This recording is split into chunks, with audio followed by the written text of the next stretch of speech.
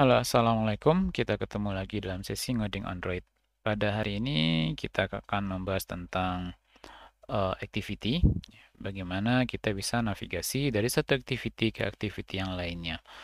Eh, Namun sebelum itu kita akan membahas terlebih dahulu tentang siklus hidup sebuah activity dan juga bagaimana activity itu dikelola dalam memori oleh Android.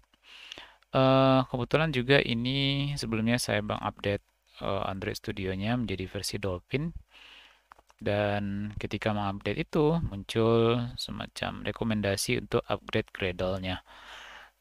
Eh, kita upgrade saja terlebih dahulu, dan proses ini akan makan waktu mungkin. Jadi sementara Android Studio mengupgrade Gradle-nya, kita akan bercerita tentang siklus hidup di activity. Bikin upgrade dari 722. Oke.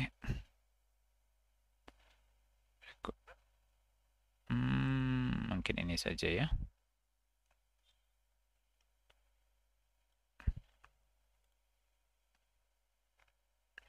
Oke, sementara si Android-nya mengupgrade, kita akan bahas tentang activity lifecycle. Nah, activity lifecycle. Setiap activity yang ada di dalam aplikasi Android itu akan memiliki sebuah lifecycle. Ya. Bagaimana activity tersebut mulai dipanggil, kemudian dia berjalan, ya, sehingga kita bisa atau sebagai pengguna bisa berinteraksi dengan activity tersebut, dan bagaimana nanti activity tersebut berproses sehingga dia dihancurkan atau di shutdown. Ketika sebuah activity dijalankan, entah itu mungkin ketika kita pertama kali menjalankan activity aplikasi, maka activity tersebut akan memasuki beberapa state.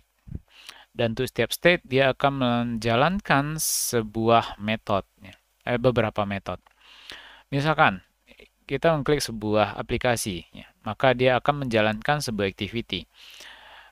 Begitu dia diklik, maka Android akan menjalankan activity tersebut, akan menjalankan metode onCreate yang dipersiapkan untuk membuat activity yang akan dijalankan. Kemudian setelah selesai, dia akan menjalankan metode onStart untuk menjalankan activity tersebut, dan kemudian dilanjutkan dengan onResume. Setelah itu baru activity-nya running dan bisa kita gunakan. Nah, dari tahapan dia diluncurkan sampai dia bisa digunakan, ada 3 metode yang dilalui. Dan itu dilakukan dalam waktu yang singkat sehingga kita sebagai pengguna mungkin tidak akan menyadarinya.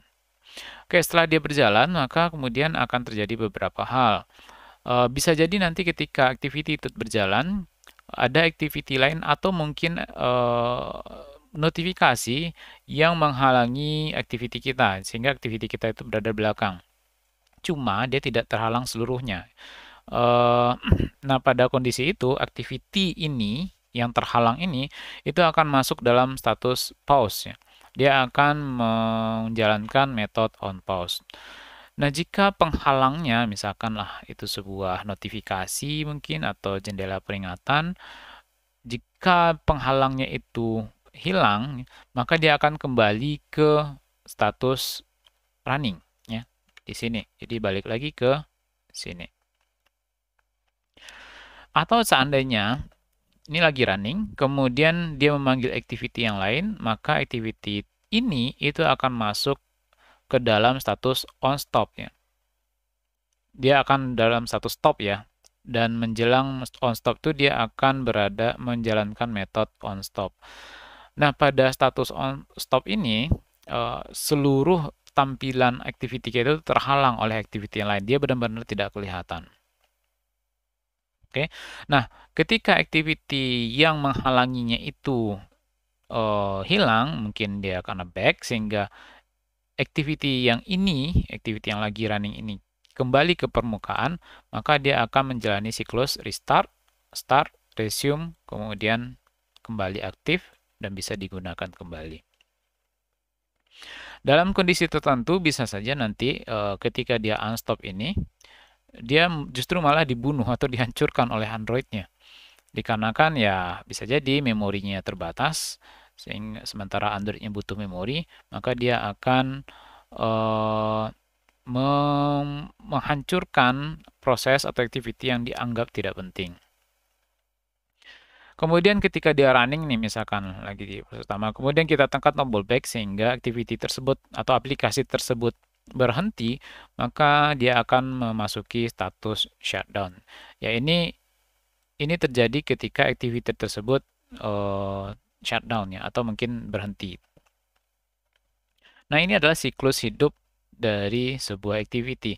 Yang perlu diperhatikan di sini adalah metode-metode yang dijalankan. Karena itu kita akan menggunakan metode-metode ini. Kalau Anda perhatikan ya, di sini, ketika di launch, Android akan menjalankan metode onCreate dari activity tersebut. Mari kita lihat kode yang sudah kita buat sebelumnya. Oh, ini kayaknya sudah selesai.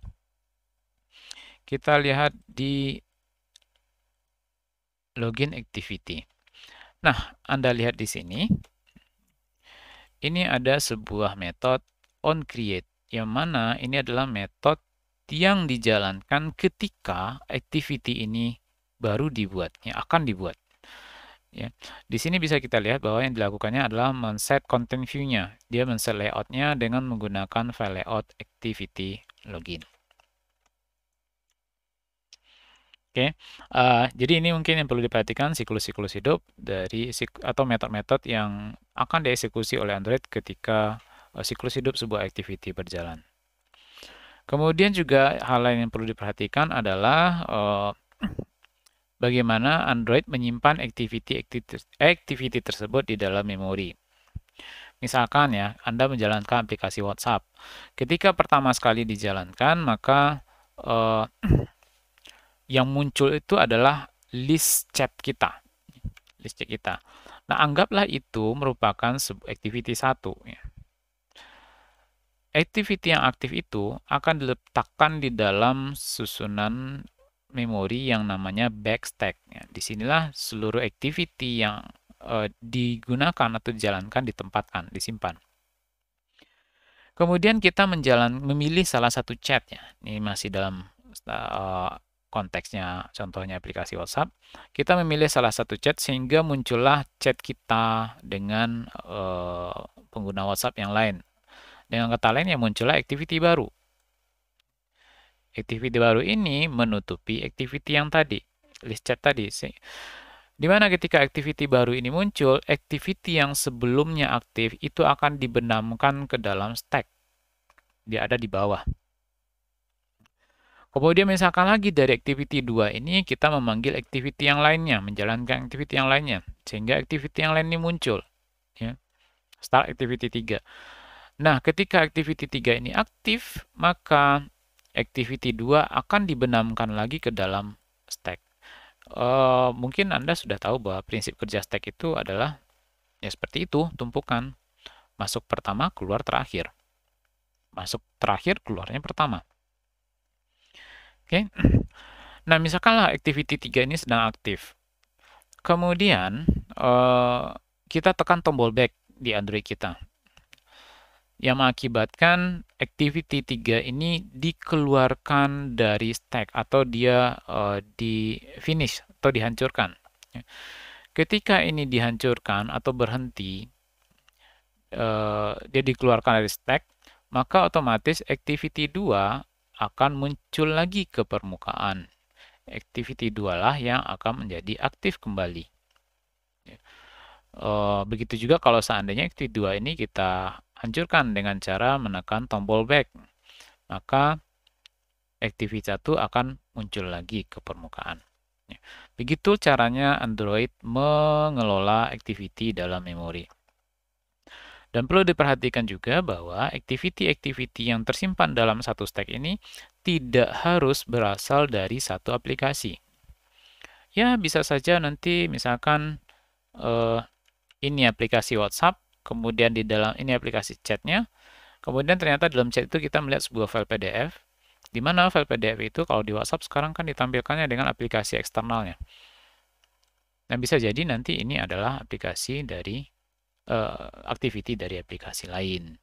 Oke, kira-kira prinsipnya seperti itu.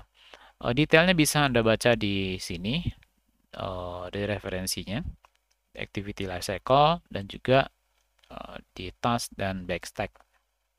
Ini bahasa Inggris, tapi kalau Anda tidak suka bahasa Inggris, ya sudah pilih saja bahasa Indonesia di sini. Ada kok. Tenang aja.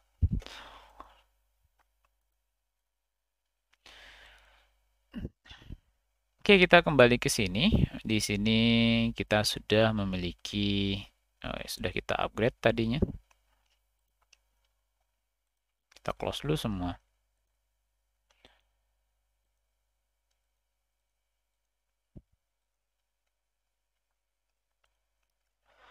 Nah, next kita akan membahas bagaimana caranya kita bernavigasi dari satu activity ke activity yang lain. Misalkan, ini sekarang kita sudah punya activity login.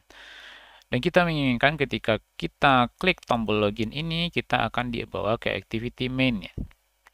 Seharusnya ada pengecekan username dan password, tapi untuk sekarang kita abaikan terlebih dahulu.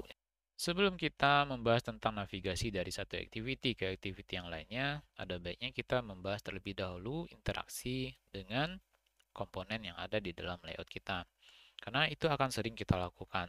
Contoh, bagaimana caranya kita menambahkan event handler ketika kita mengklik login ini. Atau ya interaksi kita dengan tombol login gimana sih? Gitu.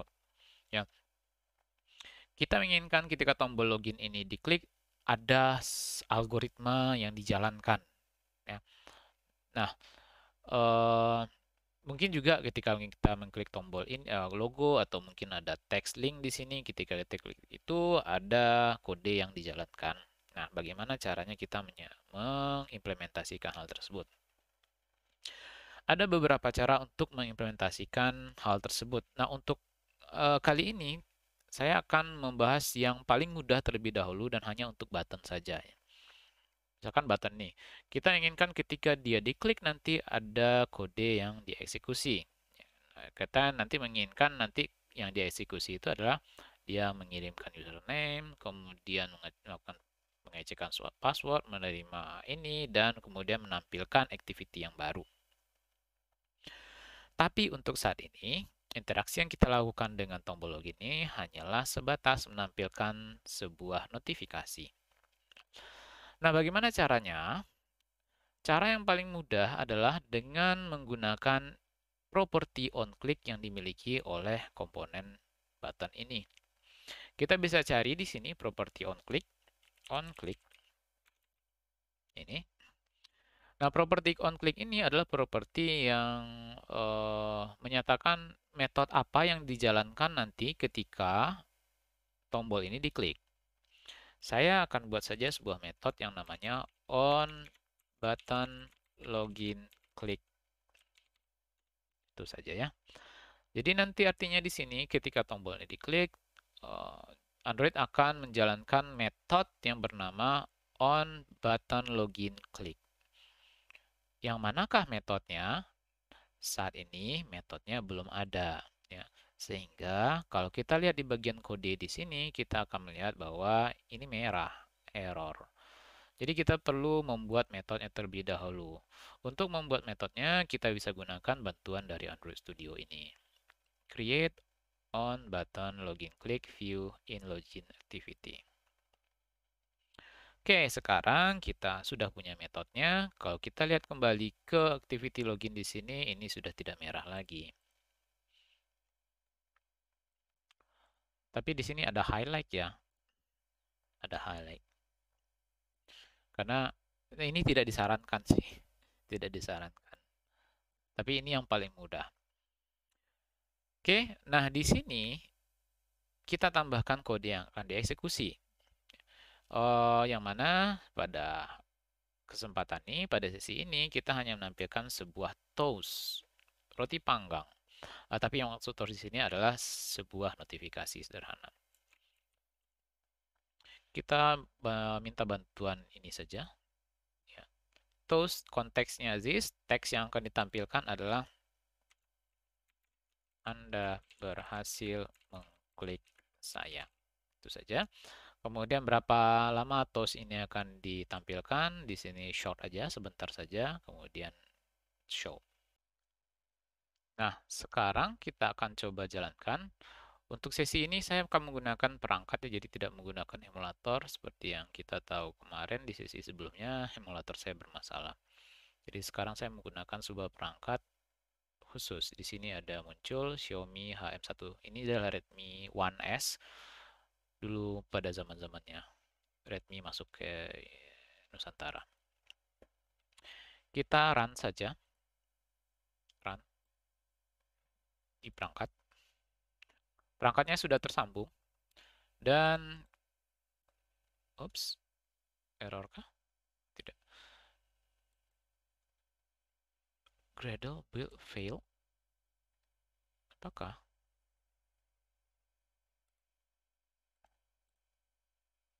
Coba run lagi.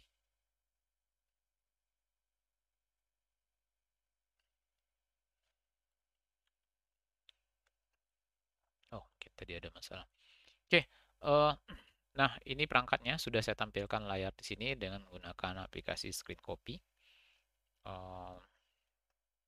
Jadi ini adalah tampilan dari perangkatnya, bukan emulator.